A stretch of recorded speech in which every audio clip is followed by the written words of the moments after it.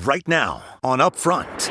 Drawing battle lines. Well, we'll do as much as we humanly can. The budget fight beginning to take shape. The governor traveling the state. The debate already intensifying. Now Assembly Minority Leader Greta Neubauer is here with us. Day in court. The Attorney General should be ashamed of himself. President-elect Donald Trump's former aide and attorneys making their first appearance in court. Mr. Troupis will have to complete the booking process. The DOJ accusing them in a scheme to overturn the results of the 2020 election. Former Dane County Judge Jim Troupis charged, former Republican Governor Scott McCallum by his side, and now he's here with us. Then stocking up. These are the palm brushes. Small business owners bracing for President-elect Trump's promise. I think tariffs are the most beautiful word. Stockpiling ahead of looming tariffs. Now a Wisconsin small business owner is taking us inside his warehouse. How fired up he seems to be over it. I think we have to take it seriously. A first-hand look at the moves he's making ahead of Inauguration Day. And commencement address. It was definitely difficult. Walking into here as the county executive, wondering how people would view me. Milwaukee County Executive David Crowley delivering today's message at UW-Milwaukee, but his major milestone crossing the stage himself. He's here with us, one-on-one, moments away.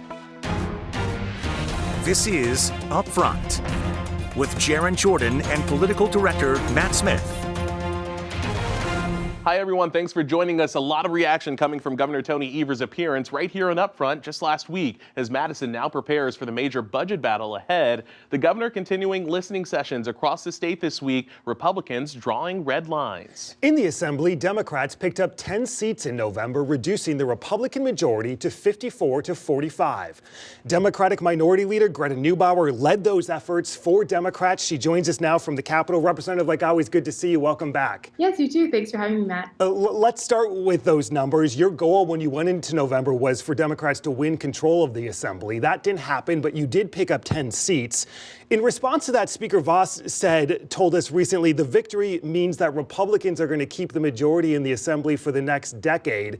Is that a fair assessment from his part? Well, I'm sure that that's what Speaker Vos would like to have happen. But the reality is that we just picked up 10 seats, as you mentioned, and are 5 short of the majority in the Assembly. We were very close in a number of those seats, a few hundred votes.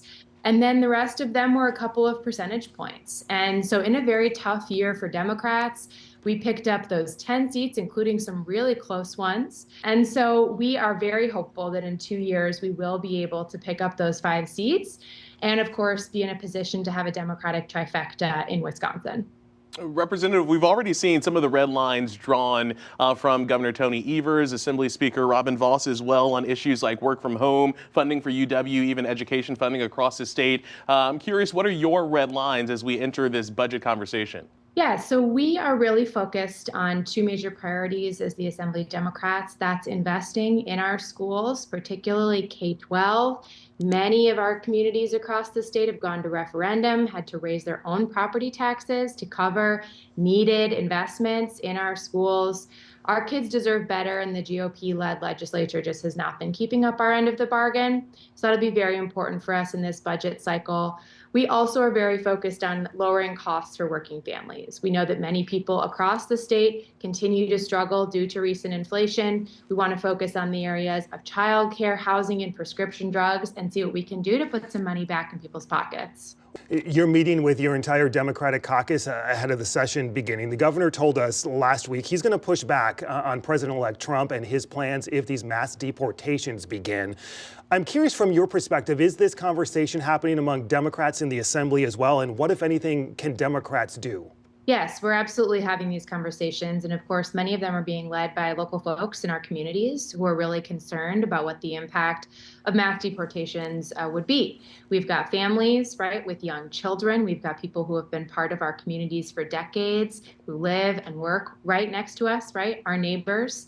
And they are very fearful about what the next 4 years could hold. And so we are having conversations as Assembly Democrats in our local communities and, of course, with the governor, with the Attorney General, and trying to figure out what is available to us, what levers we have to pull to try to protect our friends and neighbors, legal strategies, of course, working with families to make sure that they have the support in the years ahead. In terms of potentially standing in the way of the Trump administration? Yes, I think we're all very concerned, both from a moral perspective. I think it's wrong to remove people who have lived and contributed to our communities for so long. I know that the dairy industry and many other sectors in Wisconsin, of course, are very worried about the impact on our workforce. We need more immigrants to move here with our current demographic trends rather than less. And so even if they're in the country illegally? Yes, I think there's a nuanced conversation here, right? But I have many people in my community who have been here for many years, whose kids go to school with our kids, who are contributing members of our communities. And we are looking into what options are available to keep those folks in our communities. Have you met with Republican leaders yet since November's election? I have, yes. And what have those conversations been like? Yeah, so we're just getting started, right? We're looking to next year and talking about, sharing our priorities, seeing if there's common ground and figuring out how we can best work together. Do you have a good feeling that there is common ground in a sense to work together as we get ready for this next session? I think we're all coming off of the campaign trail where we had similar conversations with the people of this state, often talking to the same voters, right, at their doors. So it remains to be seen exactly where those areas of agreement are, but I do think that there are some common themes that are emerging in conversations I've been having with Republican legislators. And to that, with the smaller majority for Republicans, what are you telling your fellow Democrats in the Assembly? Are you going to resist GOP efforts stronger or try to work together more with Republicans? Yeah, it's always a balance, right? So for the past decade, Assembly Democrats really have been on defense. We've been trying to fight off a Republican supermajority. We have been upholding the governor's veto. Our posture has changed, right? We have a much narrower majority, and we're really hoping to use that to govern this year. And so we're looking for every opportunity to work across the aisle and to get things done. Democratic Minority Leader Representative Greta Neubauer, Representative, like always, thank you. Thank you. Great to see you.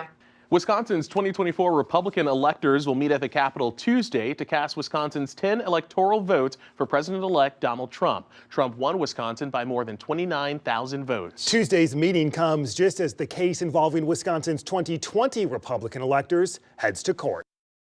Thank you so much. Former Dane County Judge Jim Troupis arriving to the courthouse Thursday morning in the building he once presided as judge, now facing 11 felonies and making his first court appearance. As a condition of bond, Mr. Troupis will have to complete the booking process. The bailiff will go through that. Charges the Justice Department say stem from a scheme to overturn the results of the 2020 election. Troupis, Trump's attorney at the time, alongside Kenneth Chesbro and Mike Roman, who called into the hearing. Hello? Hello, is this Mr. Chesbro? All three now accused of tricking Wisconsin's 10 Republican electors who signed paperwork claiming Trump won the state in 2020 when he didn't. The Attorney General has today doubled down on a vicious strategy to destroy our very faith in the system of justice by using the courts for his own personal political gain. Everyone here knows that. Troupis only reading from a prepared statement. Thank you very much. Jim, do you regret representing Trump? Several dozen supporters showing up in court, including former Republican Governor Scott McCallum, who's a senior advisor to the group Wisconsin Alliance for Civic Trust, which spent months pushing for fair, safe, and secure elections. Why was it important for you to be here in person today? I care about democracy. And democracy, whether it's Republican or Democrat, means standing up for institutions. And what we're seeing is a clear abuse of power. If we can do this to people in important positions, former judge in this case, this can occur to anybody in society. And I think that's the concern we have in America now is what is happening to our institutions. We need to respect the law. And in this case, very clearly the law was followed. And I think Judge Troupis outlined that quite well, the steps that were taken. Every step taken that had to be taken, the law, and he was representing his client.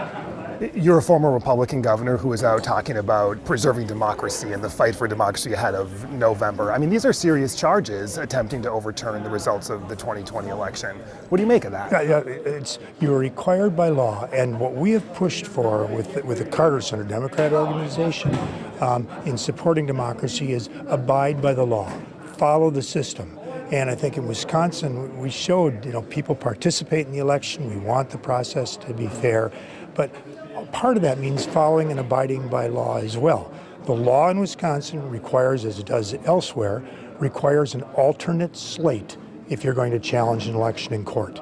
An alternate slate was made. Now, to call them fake electors is wrong. You needed that to proceed. And as was stated, had Gore done this, they would have been able to proceed with the court case in Florida. This is identical to what occurred in 1960. The Democrats, in fact, they used the same paperwork. I was going to say, yeah, DOJ says now these three, Jim Troupis, Mike Roman, Kenneth Chesbro, tricked the Republican electors here in Wisconsin into going ahead with this scheme and this plan. Do you buy that? No, it was until the court proceedings were finished. Wisconsin court only decided by one vote, keep in mind. I mean, this came within one vote. There was an appeal process, and I know Judge Troupis, representing his client, and I believe it came out in the Wall Street Journal, that he had advised the president to drop it. But his client said proceed with the appeal. So they needed this slate to be able to proceed with the appeal. All right, all three expected back in court next month. Still ahead of that presidential promise of tariffs, Trump doubling down. Now, one Wisconsin business owner is taking the potential impact into his own hands. We're on the ground with his story next.